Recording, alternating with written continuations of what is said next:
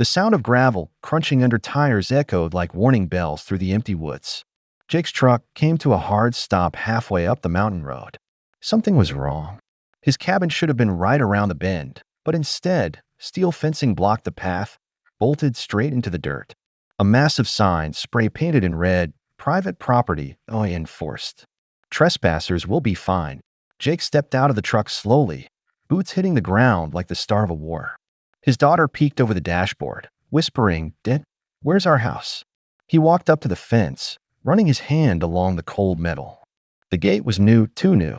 The dirt around the posts was still fresh. Someone had come here last night, on his property, without warning. His cabin wasn't just a home. It was a legacy.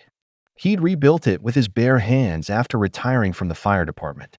Every nail, every plank, it held memories of his late wife, of his daughter's first steps. And now some clipboard-swinging HOA decided they could erase it? Jake turned at the sound of an engine.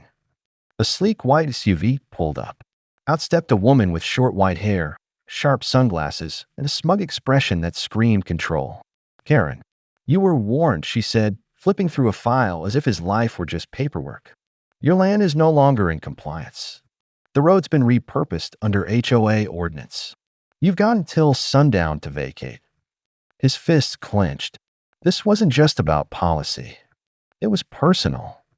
"I own this land," Jake growled. "Since '92. My taxes are current. My permits are public." She didn't flinch. She just smirked and handed him a bright orange notice: "Eviction order, non-compliant structure, HOA vote passed." Before he could speak, two uniformed officers stepped out of a second vehicle behind her. Not sheriff's deputies, private HOA security. Badges that meant nothing outside their neighborhood boardroom. That's when it clicked. This wasn't just an HOA dispute. It was a hostile takeover. Jake's daughter opened the door and ran to his side. She looked up at the locked gate, her eyes already wet. "Are we homeless now?" He crouched beside her, brushing a tear off her cheek. Not a chance. Behind them, down the mountain, the sound of construction equipment rumbled. He looked back and spotted a crane lifting wooden beams near the lake. Then he saw it, a massive billboard being erected on a ridge. "Coming soon, Ridgeview Lake Villas, a luxury gated escape." They weren't just evicting him. They were building their dream on top of his. This is the part where most people break. But Jake didn't move, didn't blink. He stood taller. Because you don't threaten a man's family, home, and history without consequences. And he was about to give them hell.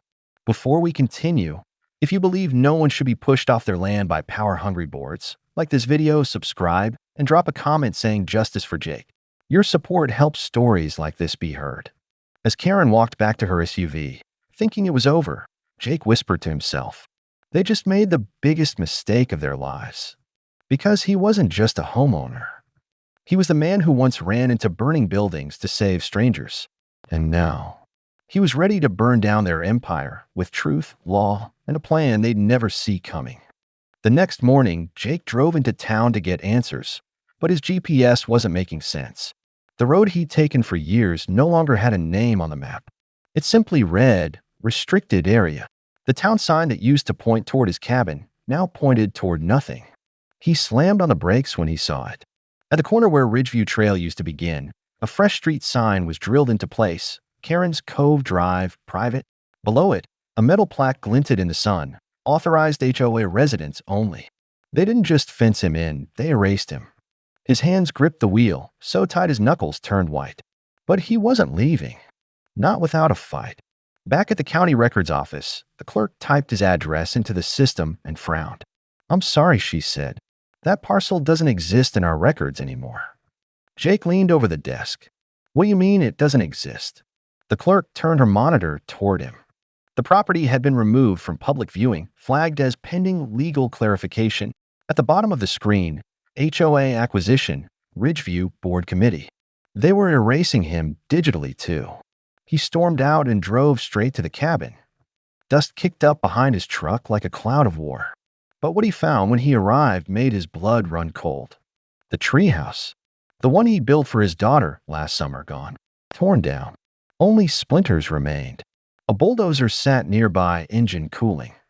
Pieces of wood floated in the lake like forgotten memories.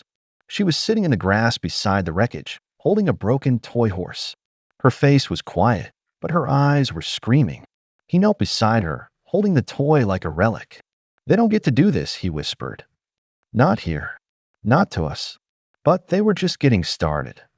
By noon, two more HOA trucks rolled up the mountain with new turf rolls and buckets of fake landscaping rocks.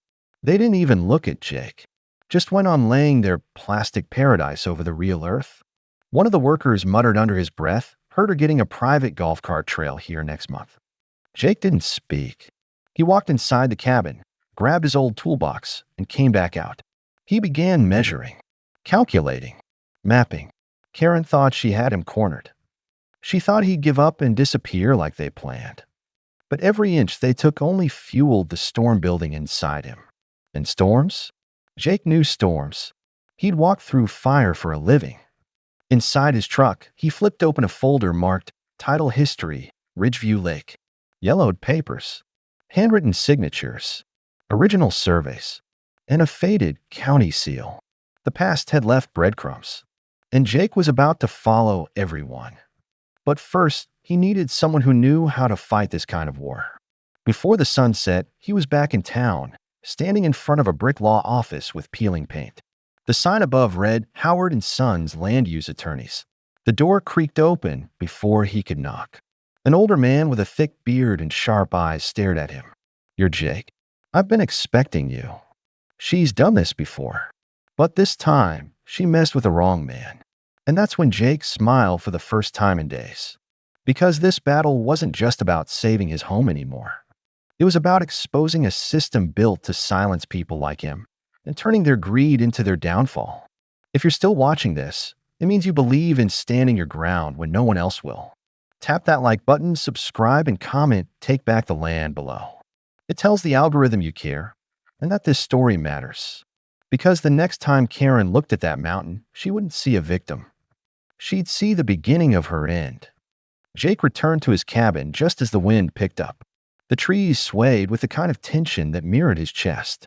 Everything they tried to take, every nail pulled, every inch of land fenced. It wasn't just theft. It was erasure. But tonight he'd fight back with proof. He dropped to his knees beside the porch, feeling around the base of an old post until his fingers touched cold steel. He yanked a rusted ring. A hidden hatch creaked open. Beneath the cabin, in the crawl space, the air was dry and bitter with dust. He crawled forward, flashlight cutting through the darkness, until he reached the back wall. There, tucked behind a concrete slab, was the old fireproof box his father had told him never to lose. He pulled it out slowly. Back inside, he set it on the table and pried it open. Inside were brittle papers sealed in plastic sleeves, old tax receipts, and buried beneath it all, a folded parchment. He opened it with trembling fingers. There it was, a deed dated 1972, signed and sealed by the county. It named Jake's grandfather as the rightful owner, and scrawled in ink across the bottom, "Property protected under ancestral rights, non-annexable." The land was never allowed to be absorbed into any HOA, ever. They'd ignored it. Or worse, buried it. Jake scanned the documents and uploaded them to a secure cloud. Then he texted the attorney. "Found it. Bulletproof. They're finished." The reply came seconds later. "Meet me at County Records. Tomorrow. We're going public." But before dawn could break, Jake's phone buzzed again. A text from the school. "Your daughter has been removed from the student roster, pending address verification." His blood went cold. She'd been erased too. He rushed to her room. She was still asleep, curled up beneath a blanket her mother had sewn years ago. He sat at the edge of the bed and took her hand. "No matter what happens, we stay together." The next morning, Jake stormed into the school office with the papers in hand. A lawyer in a suit was already waiting, clipboard in one hand, smirk in the other. "HOA has jurisdiction over this zone now," the man said flatly. "Without a recognized address, your daughter can't attend." Jake slammed the deed onto the counter. "You want recognized? This is federal ink, not HOA fiction." Behind him, a few parents watched in stunned silence. Some whispered. Some recorded. The lawyer blinked. For the first time, he looked unsure. Jake didn't wait for an answer. He turned and walked out, his daughter's hand in his. He wasn't just reclaiming land. He was reclaiming dignity. Later that day, Jake sat on a porch, watching as clouds gathered over Ridgeview Lake. In the distance, Karen stood with a developer, pointing across the hills like she owned them. But her confidence would be short-lived.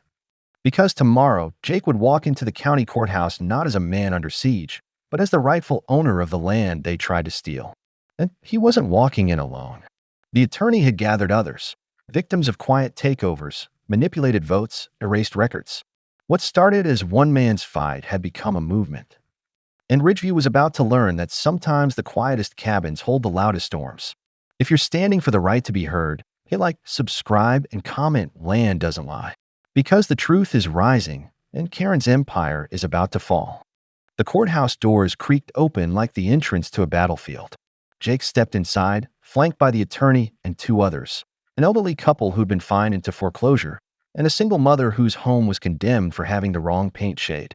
Karen sat in the front row of the chamber, legs crossed, a binder in her lap like a shield. She didn't flinch when Jake entered. She just smiled. That same arrogant curl of the lips that said, "This is my world. You're just passing through." But she didn't know what was coming. Jake took his seat beside the attorney, who stood immediately and motioned to the clerk. "I'd like to enter new evidence into the record." Ancestral deed, filed and signed under federal preservation law, overrides all municipal annexations. The judge leaned forward. That's a serious claim. Jake's heart pounded. The attorney stepped forward with the deed, laying it flat across the desk. The judge read in silence. Karen finally sat upright. Her hand twitched. Her jaw locked. "That's impossible," she muttered. But it wasn't. It was right there in ink. "Your Honor, the Ridgeview HO acted beyond their authority. They used deceptive methods to seize private land that was legally untouchable. And they did it without the knowledge or consent of the rightful owner." Gasps rippled through the room. Jake watched Karen shift uncomfortably. For the first time, the steel in her spine started to bend. The judge spoke slowly. "I'll need a full review. But on the surface, these documents are authentic. And if proven valid, any development on that property would be considered a legal seizure." Karen stood abruptly. That land was voted into HOA jurisdiction. The board approved it unanimously. Jake finally turned toward her. "You mean your board? 3 handpicked neighbors who owe you favors. That's not governance. That's manipulation." She turned red. The judge banged the gavel once. "This matter is suspended pending investigation. Effective immediately, all HOA construction on Parcel 24A is to cease. If enforcement is confirmed, criminal charges may follow." Outside, the sun broke through the clouds as Jake stepped onto the steps. News vans were already waiting. Reporters rushed forward, cameras flashing, microphones extended. One question echoed louder than the rest. "What are you going to do now?" Jake didn't hesitate. "I'm building a resort. The reporters for us. For families like mine. For veterans. For the ones they pushed out." Karen stormed out behind him, shoving past the crowd. "You'll never get approval. You don't have the permits." Jake turned back one last time. "I already filed them this morning." And just like that, her expression cracked. She wasn't in control anymore. Jake was. That night, back at the cabin, Jake and his daughter stood on the dock, looking out over the lake. Fireflies danced above the water. The air was still. "We're not just staying," he whispered. "We're creating something better." She squeezed his hand. The next morning, stakes were in the ground. Survey lines drawn, and a banner rolled out over the fence. "Coming soon, Veteran Haven Resort, owned and built by the people who never quit." If you're still watching this, you know the fight isn't over. Hit that like button, subscribe, and comment Build It Anyway to stand with those who never back down. Jake's story isn't just one man's victory. It's a blueprint for all of us. Because sometimes the only way to beat the system is to build something stronger right in its shadow.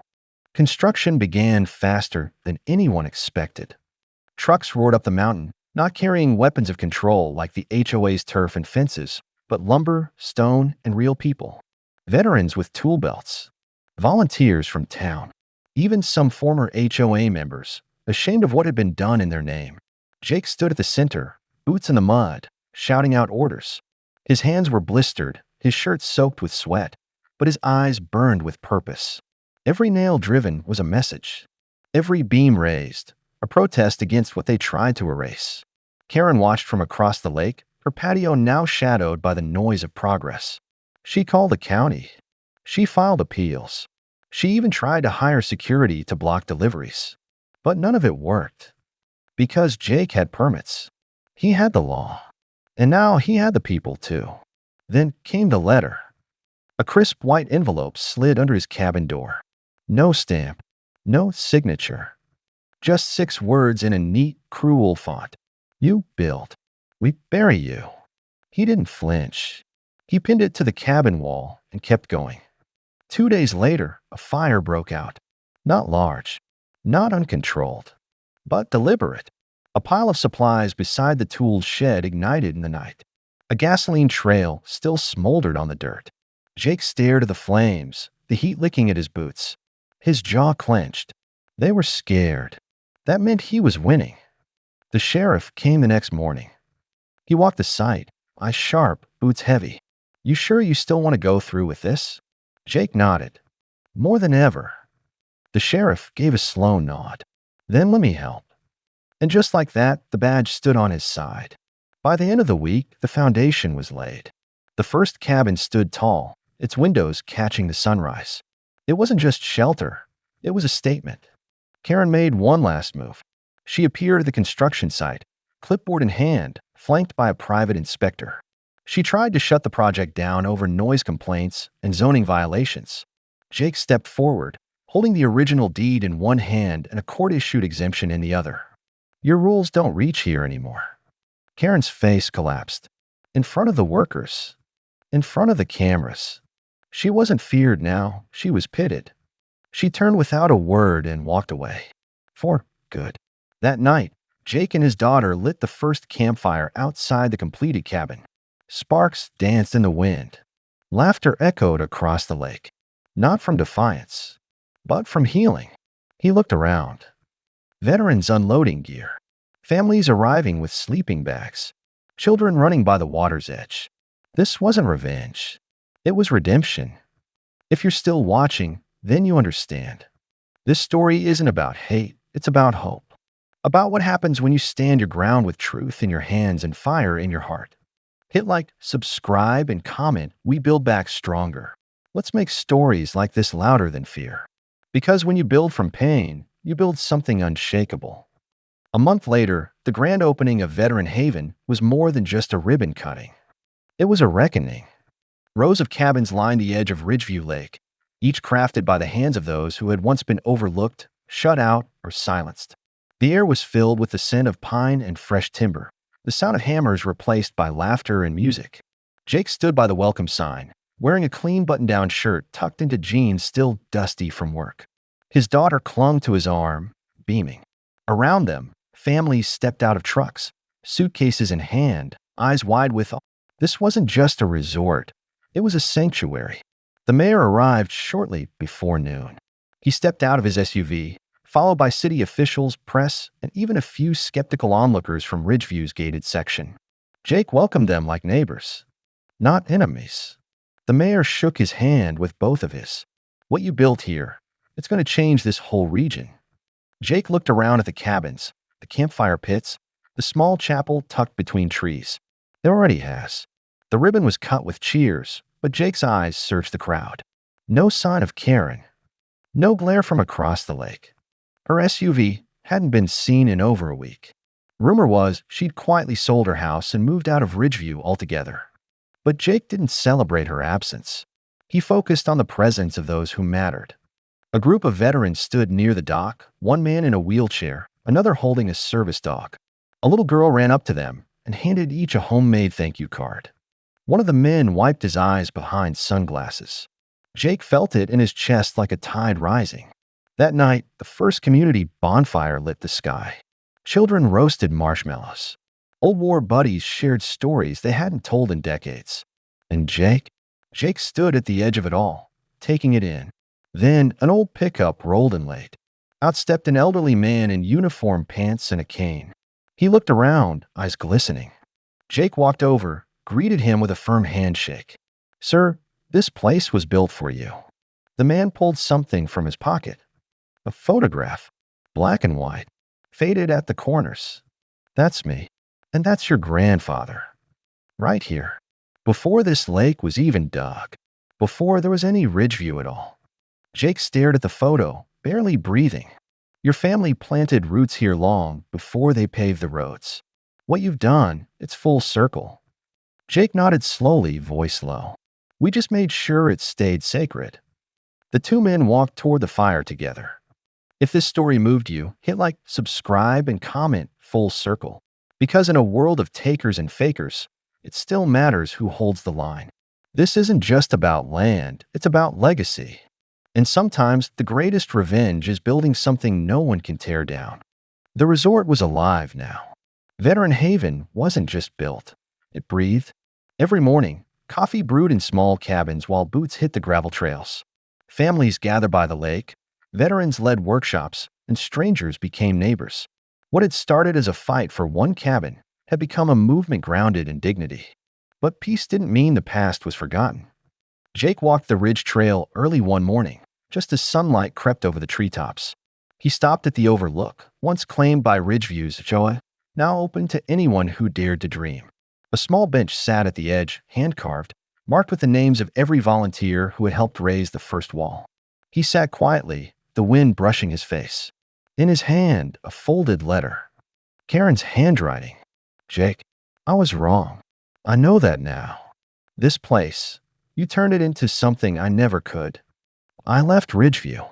I didn't belong there anymore. But I needed you to know, I see it now. You weren't breaking the rules. You were building what they'd forgotten. Karen." He folded it again, slid it into his jacket, and stood. There were no apologies shouted across fences. No courtroom drama. Just a letter. Quiet, honest, human. That afternoon, Jake led a group of new families on a welcome tour. He pointed out each cabin, told the story of how it came to be. There were laughs. There were pauses when emotion hit unexpectedly. At the last stop, the community center, a woman raised her hand. "Why did you really do this?" Jake looked at his daughter, then back to the group. "Because no one believed I could. Because they tried to erase what mattered. And because I wasn't just fighting for my land, I was fighting for everyone who's ever been told to move along." He stepped closer. "And because one day, I want my daughter to tell her kids what we built here, and I want her to be proud." Applause rose. But it wasn't loud. It was real. From people who understood. Later that night, the lanterns along the paths glowed soft against the trees. Jake stood on a porch of his rebuilt cabin, his daughter asleep inside. He looked out over the lake, once blocked off by fences and signatures. Now free, still, sacred. A small group gathered by the dock. The same elderly veteran from before played harmonica. Children danced barefoot. The smell of grilled corn drifted through the air. Jake picked up his grandfather's old fishing rod, cast a line, and let it rest. Peace wasn't quiet. It was earned. If this story touched something in you, don't let it end here. Like, subscribe, and comment, we remember. Because stories like this don't happen on their own. They're built by hands that refuse to give up. You don't need permission to protect what's yours. You just need to remember who you are and never back down. This was Veteran Haven, and it's only the beginning.